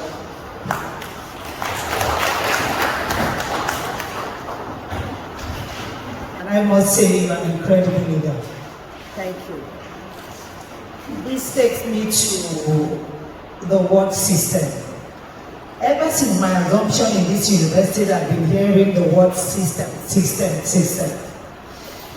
And one thing keeps bothering me in my mind. What is the word system? System, according to a layman's knowledge, is a set of principles or procedures according to which something is done organized scheme or method. Mr. Vice-Chancellor, sir, it may interest you to know, I assumed duty here April 4th as the faculty officer of this very great faculty. And ever since my assumption, I have had the privilege to interact with some of the staffs, the academic staff, the technologists, even the administrative staff. And we're faced with a lot of challenges. We're all here today as a team, there is no point to hide anything. And as you rightly said, if you want solution to a problem, you need to speak out. In this faculty, sir, there is high rate of absenteeism by staff, insubordination. Some staff are fond of causing conflict with others through poor interpersonal skills. Some staffs are perpetual latecomers. They react to issues in a manner that is not okay. Some staff are rude to their colleagues. Some staff have attitude of misappropriation of funds. Some of the staff here, including the academic staff, use registration process as an avenue to extort money from the students. There is a case here, sir, where my predecessor, the former Abdul, collected the sum of 1,500 from over 170 students, all in the name of printing practical book and badge for them. And as I speak, these students were not given and the money is nowhere to be recorded for. These students have been coming with their receipt day in, day out, and as I speak, we lack what to tell them. Some of the staff here, once they have that opportunity to interface with students, they create stories, ask them to pay token money, which is not accepted.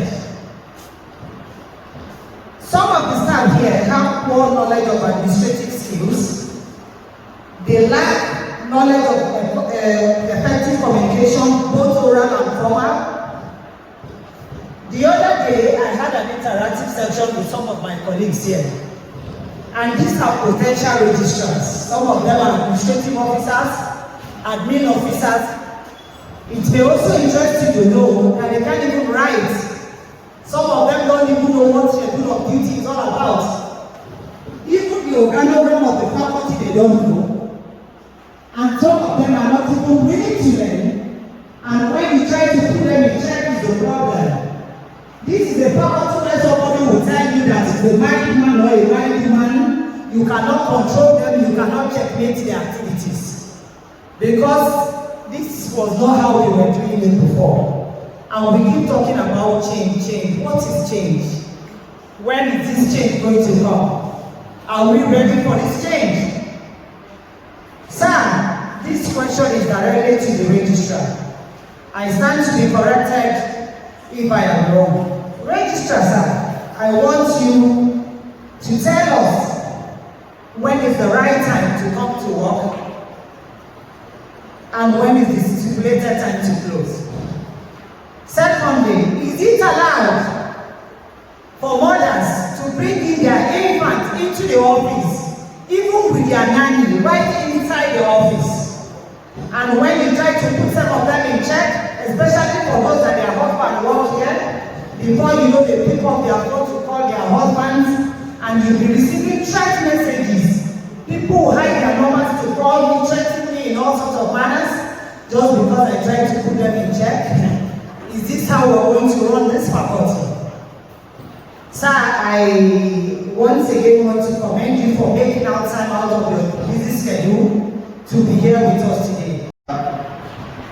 This meeting, to me, we address some of these issues in place. And I've told you from the beginning, I do not throw blame on anybody. I first of all blame the system. And the system, the way we run now, need to be adjusted, and we are working toward that. And part of it is this meeting we are holding, and some of the issues we observe, myself and Registrar, we are discussing them. The most important thing is when we don't make frequent among ourselves, we understand ourselves. You need to understand your leaders, and the leaders need to understand their followers. There was a time I brought one of my students who went for leadership training in the US for 13 months, just for leadership. And I brought him here to come and give a lecture. I gathered all the professors and senior academics and senior representatives, and he presented very well. And one of the things he mentioned to us is that the leaders should understand their followers. And he gave us categories of followers. And he gave us also the categories of leaders. And you, the followers, you should know which category your leader belongs. And you should use that category has some attributes. That you use those attributes to know the way you will be responding to something else. Because all of us here we are not perfect. And people should try to learn to know who you are working with. To be here and say, I never had any problem with anybody. Why? Because I try to categorize those people that I'm working with. There is where I have sex matter. I know who to give the responsibility of that. Something that is not sensitive, I know who to give. And I will say it, whoever you are seeing here, the most important thing is for you to correct people. Sometimes you cannot force people to change. But along the line, they will change when they look at the way the system is going. So, you as faculty officer here, you also have some things to learn about how to relate with some of these staff. Categorize them. I've seen several times in some bigger forum than this. That sometimes the request will come to me, I will look at it. Well, this thing that come, is it very important and very urgent? I will go for it. If I look at it, okay, it's very important and not urgent. I will look for somebody to delegate. Sometimes I will look at, no, this thing is not very important, it's not urgent. I can keep it aside and say, another day I will do. So it depends on your approach to management. And human beings that you are saying, they are also resource. You must manage them also. The most important thing is this frequent meetings. I'm saying frequent meetings. It can change a lot of things. The leader you don't know. Sometimes they will look at something from far and it's so difficult. But by the time people are meeting, you are looking at the way you present this idea. If you don't feel like the person, one time you say something that will touch your heart. And that is how you continue to develop. But if all of you will be in your various offices and you want to use that to correct them, you find it difficult. And that's the reason why sometimes I myself, I go out to meet people at their center, their director, their faculty, department. As I'm talking to the department of English, they wrote me and it's a request from their students. They want me to come and sit down with them so that I can have a meeting with them. They want to learn a lot of things from research. And it is through this meeting that I identify some people that are in certain position. If I am pursuing director or deputy director, I need to do something else. I reach out to faculties, I look at them, I look at the manner of their presentation. I look at their attitude. There are cases where sometimes I'm talking, there are some people that will be so keen and will tell you, I know that is a serious minded person. And what I usually do, if I don't solve the person, I'll first of all put that person one out of committee. And by the time they are presenting their reports, I will look at the person again and try to assess. There is what we call quality of feedback and responsibility. I use that a lot to give people assignments. So you will look at somebody from far. Sometimes some people will reply you based on the way you present it. So you should also try to learn from others. It's very, very important. And this kind of meeting, that's why I say, to me, this is the beginning. I know maybe people have had it before, but for me, under me at the beginning of this family, before I handed over to the Alhassan,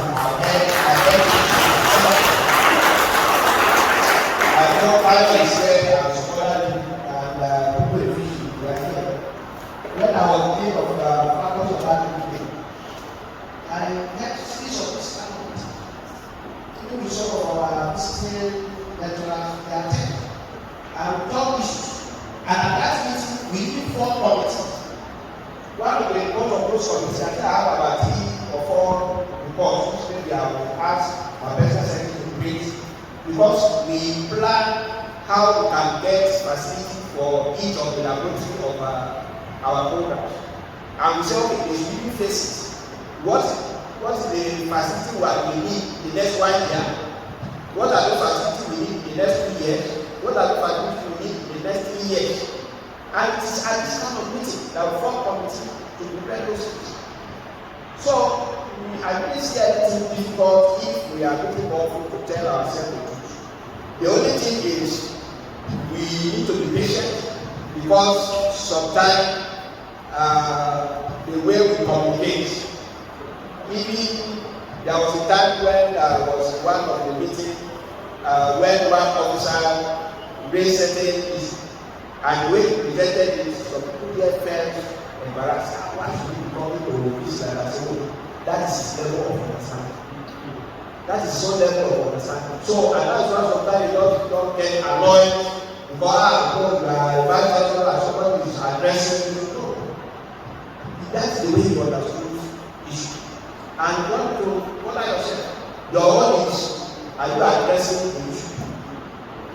That's the most important thing. Are you addressing it?